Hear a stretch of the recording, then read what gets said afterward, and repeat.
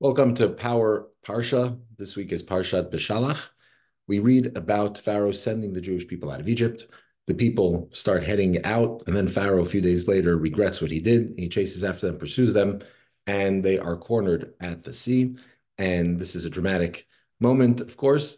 The Jewish people cry out to God. Moses cries out to God. God says, march forward. Moses, lift your staff. Moses lifts the staff, and the sea splits, and the Jewish people enter into the sea on dry land and cross over to the other side. The Egyptians follow them in and are all drowned in the water that collapses on top of them. Then we read about the manna, and we read about the and bitter waters. We also read about the attack, the ambush that Amalek attacked the Jewish people, and the Jewish people's victory over the Amalekites. I want to focus on really the central part of this week's Torah portion, which is the splitting of the sea and the song at the splitting of the sea, something that we recite every day. In our morning services, we recite the Az Yashir, which is the song the Jewish people sang at the sea after they had been saved by God in that miraculous event at the Reed Sea. So the Medrash says, interestingly, that Moses had a misstep. He sinned with Uz, and he redeemed himself with Uz. It also says that Moses's in business was Uz. That was what he was busy with, was Uz. That was his business, his pragmatia. Two different midrashes which are talking about this idea of Uz. What's the significance of Uz, which is of course the opening word of the song at the splitting of the sea? So Uz, the sin that Moses committed with Uz, was when God sends Moses to Pharaoh for the first time. It says to send the people out of Egypt. Moses goes to Pharaoh. Of course, Pharaoh, not only does he reject the request, does he deny the request, but he also makes the workload harder. He doubles the burden and the workload on the Jewish people. Things get much worse for them. And so Moses comes back to God and says, Umeyaz basi el pare. From when I came back to Pharaoh, things just got worse for them. You didn't make things better, you made things worse. He complains to God.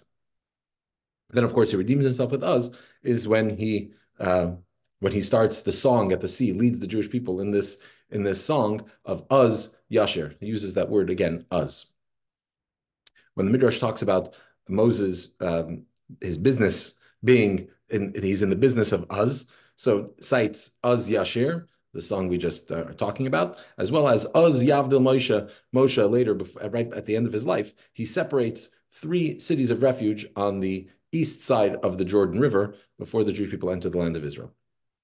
So what is the significance of this Uz? Well, Uz is an interesting word because Uz can mean past and it can mean future. So, for example, in Genesis, where it says "Az huchal likrei b'shem Hashem," that it's talking about the past, talking about idolatry and people who started then. The word "uz" is used as in the past. That was the time in the past when they started, when idol practice and worship started.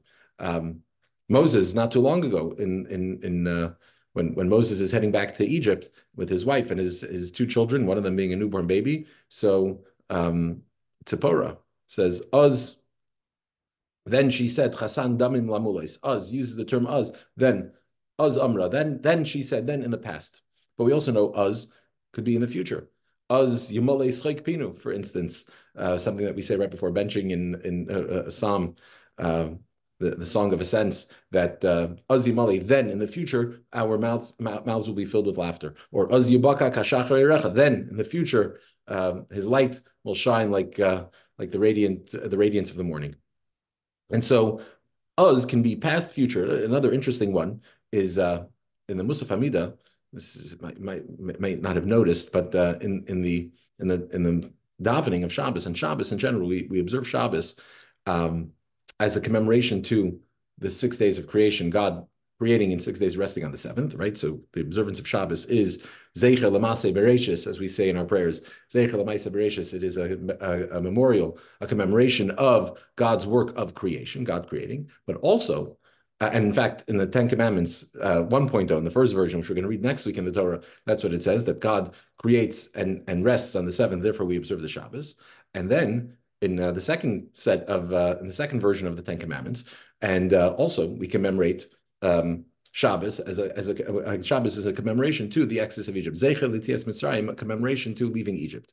So these 2 ideas, that Shabbos is a commemoration of the creation as well as a commemoration of the exodus of Egypt, those 2 themes appear in our Shabbos davening.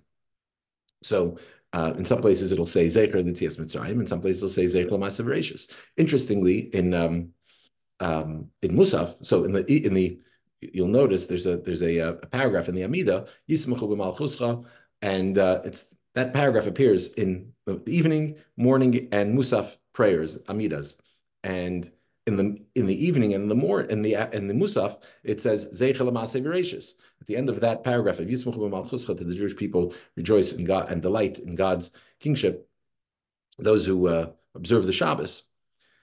So it ends with the word Zeichel L'Maaseh Bereishis, a commemoration to the work of creation. But in the morning Amida, in the Shachris Amida, those last words, Zeichel L'Maaseh, those last 3 words don't appear. That's the end of that paragraph. It doesn't say Zeichel L'Maaseh Bereishis, because if you look at the prayers in the Amida, so in the morning prayer, we're talking about Mount Sinai and the Exodus of Egypt. So the morning Amida, we remark that we're observing Shabbos as a commemoration for the Exodus of Egypt. But if you look in the evening service, as well as in the Musaf service, well, particularly in the evening service, in Kabbalat Shabbat and the Friday night service, we're talking about God creating. And so we're commemorating the creation. But in Musaf, it's a little trickier, because in Musaf, we talk about, of course, the sacrifices brought in the temple. But there's a phrase there, Oz mi Sinai nitztavu tzivuye pa'aleha. Oz mi Sinai, then from Sinai, which seems like it's talking about the observance of Shabbos as a result of God giving us the Torah at Mount Sinai, which would be in turn a commemoration for the Exodus of Egypt. And yet we say Zeichel L'Maaseh Bereishis in that prayer, that it's a commemoration for creation. And that's because the words Uz mi Sinai, then from Sinai, actually mean then from before Sinai, then from before Sinai. Uz can mean from before, even earlier. Okay. Let's get back on track. So Moses, of course, the word "uz" is not that powerful in a sense. We're not going to touch the layer of "uz" as in 1 riding over 7. That's another topic. We don't have time in this space. But on the simple meaning, the sin is not using the word "uz," and the redemption is not using the word "uz." What does "uz" symbolize? So when Moshe says, "May uz basi al pare," from when I came to Pharaoh, Moses was looking back, and he lacked perspective. God tells Moses, go start this process of the Exodus. Moses goes, and seemingly not only does that process not start, but things get worse. So Moses complains. What Moses was missing was was broader context and a fuller picture.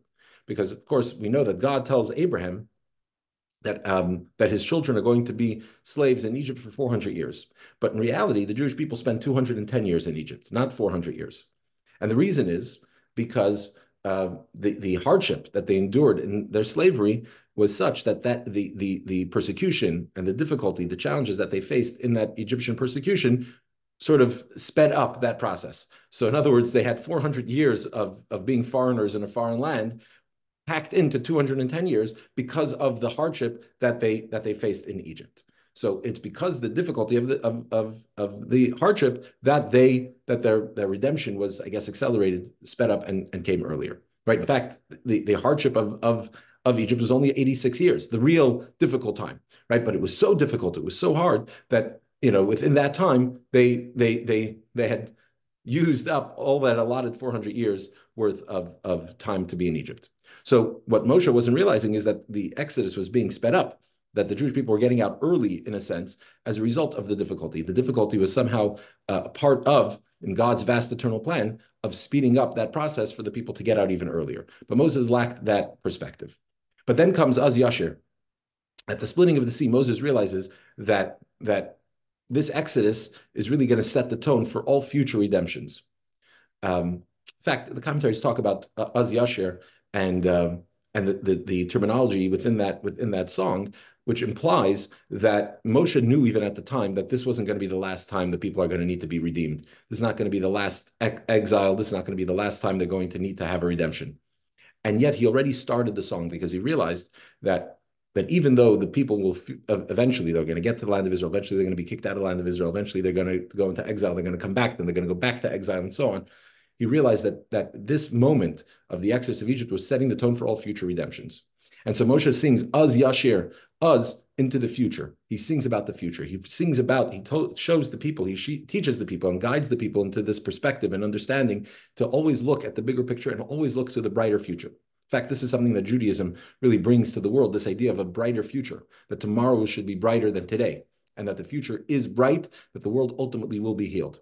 This all gets started when Moshe sings Az Yashir at the splitting of the sea. And so there he looks into the future, and here he redeems himself in the sense where he gives that perspective, allows the people to recognize, to always keep their eye on the future, always know that there's a better tomorrow, that things, the sun will come out tomorrow, that things are going to get better, and the world is marching towards ultimate and complete redemption when there will be a complete and total redemption. So that's the idea of Moses, his mistake with the Uz, lacking that perspective, and then Uz redeeming himself, singing this song about always keeping an eye into the future and to the fullness of the picture of God's vast eternal plan that, of course, is good and will, of course, end in the ultimate good. But then there's also this idea of Moshe's business. Moses his business, his career. He made a career of Uz. What does that mean? So we mentioned the midrash that says this cites this example of Uz Yavdil Moshe. Then Moses separates the three cities of refuge. So let's take a look at this for a second. The three cities of refuge that Moses separates are, we're taught later in the book of Deuteronomy that if there's an inadvertent killer, kills somebody by mistake, by accident, he has to go to a city of refuge where he can be protected. And so in Israel, they had three cities of refuge on the east side of the Jordan River, and three cities of refuge that were set up within the land of Israel. But the law is, and this is a reading and analysis of the text of the verses, not so relevant to our conversation today, that the three cities of refuge east of the Jordan didn't take effect, as they weren't able to operate as cities of refuge until the other ones were separated on the other side of the Jordan in Israel proper. Now, Moshe, nevertheless, even though he knew this, still separates these cities knowing that he's not entering the land of Israel. He's going to die east of the Jordan. He's not going to enter the land. Joshua's going to enter the land. It's going to take years until those other cities are established and they all start to work. And yet Moshe is teaching the people about the future. Again, this idea of looking into the future and preparing the way for future generations. So even though what Moshe did lacked any kind of actual impact at the moment, but it was impactful into the future. It was setting it aside, looking to the future, peering to the future, us looking into the future. And today we're doing our Power and Parsha. It's Thursday, and today happens to be Tu B'Shvat, the 15th day of the month of Shvat, which is the new year for trees. So there's a story in the Talmud about Choni Hamagal, Choni, the circle maker. And he once sees an old man planting a carob tree. And we know that a carob tree takes 70 years until it starts to bear its fruit.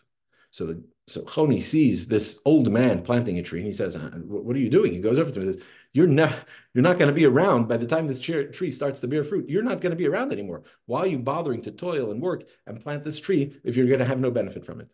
So the guy says to Choni, well, when I was born, I grew up, I had carobs to eat. Why? Because my grandfather planted a carob tree for me, and I'm planting a carob tree for my grandchildren, for future generations. So Tu B'Shvat, this idea that the tree bearing fruit, of course, we're compared to trees. That's why it's such a special and important, celebrated holiday, Tu B'Shvat, allows us to keep in mind these two ideas, us looking to the past and us looking to the future. That us, we know we have a connection to our past. We have grandparents who paved the way for us, and we have to pay it forward. We have to pave the way for future generations, for our children, for our grandchildren. We have to look forward and make the world a better place for them as well. And so this is a lesson from Tu B'Shvat. It's a lesson from Moshe and from Az Yashir, and really an important lesson for us today. All these themes that we talked about today, this idea that we learned from Moshe, even his quote unquote mistake of complaining to God when things were difficult, where he lacked perspective, even that's okay. If Moses did it, obviously, and if the Torah records it, it's not to disparage him, it's because we can learn a lesson that it is okay, that when things are hard, when we lack perspective and God is making things difficult, we have to cry out to God. We have to call out to God. And it's okay sometimes to lose sight of that bigger picture and to call out and cry out in pain and ask God to stop that suffering. For us to not just to be able to see the reason, the method behind the seeming madness, but to also to stop it, to accelerate this redemption, to get this process over with in a painless or in possible and peaceful way. So we can complain when we look into that, but also we always have to remember to look to the future, us into the future, recognize that the future is bright, the future is good, and there's plenty of hope as we look forward to the future, as well as teaching that to our children, both to look back at the past, know where they come from, know the chain that stretches all the way back to Sinai, and that we're all links in that chain that goes all the way from our past into a beautiful, perfect, redeemed future.